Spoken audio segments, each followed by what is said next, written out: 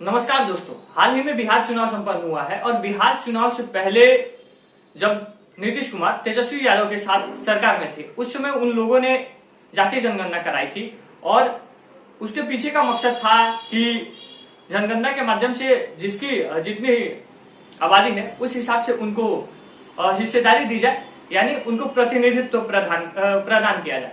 उसके बाद हाईकोर्ट ने उसके बाद विपक्ष में भाजपा थी तो वे लोग हाईकोर्ट गए और हाईकोर्ट का इस पर डिसीजन आया कि नहीं, इसका डेटा पब्लिश नहीं होगा। तो डेटा जनगणना होने के बाद डेटा पब्लिश नहीं हुआ शायद।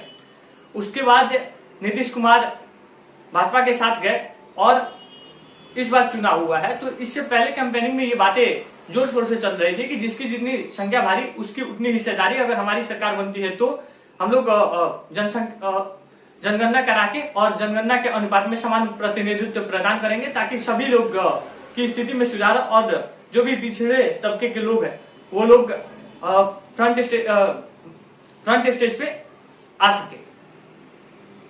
तो अब चुनाव हो चुका है और अब बिहार सरकार तो छोड़िए, खैर भारत सरकार ही अब जनगणना कराने के पक्ष में आ चुकी है। इससे पहले जो भारत में जनगणना हुई थी वो 2011 में हुई थी, उसके बाद से अभी तक जनगणना नहीं हो पाई थी।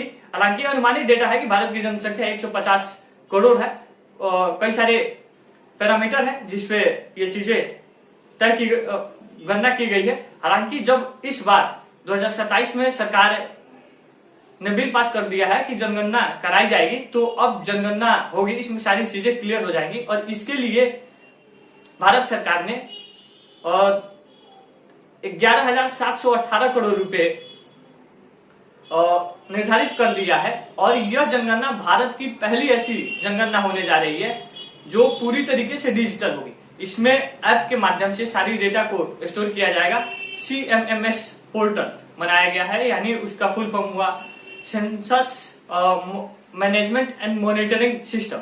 इसके माध्यम से रियल टाइम मॉनिटरिंग हो पाएगी और इसमें जनता को सेल्फ इन्यूमरेशन, यानी सभी लोगों को अपनी जानकारी खुद से भरने का विकल्प मिलेगा। तो आप इजिली आपकी जो भी चीजें हैं आप उसमें डाल पाएंगे और इस पूरी प्रक्रिया में तकरीबन 30 लाख कर्मचारी लगेंगे और उनमें आपको गणनाकर्ता, पर्यवेक्षक, मास्टर ट्रेनर और अधिकारी वर्ग के लोग शामिल होंगे।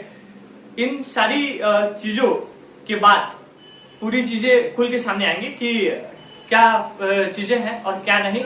इस गणना में एक खास और बात होगी कि इसमें केवल पॉपुलेशन का गणना नहीं होगा, यानी जनसंख्या गणना के अलावा जाति गणना भी होनी है। और ये उसके बाद देखते हैं कि सरकार है क्या स्टैंड लेती है जनगणना पब्लिश होने के बाद। उम्मीद करते हैं आपको इस वीडियो में जानकारी अच्छी लगी होगी और मैंने जो जनगणना पे बात करी है, इस जनगणना कराने के पर अब आपका क्या विचार है कमेंट बॉक्स में जरूर बताइएगा। मिलते हैं अगले वीडियो में, तब तक के लिए बाय, जय हिंद।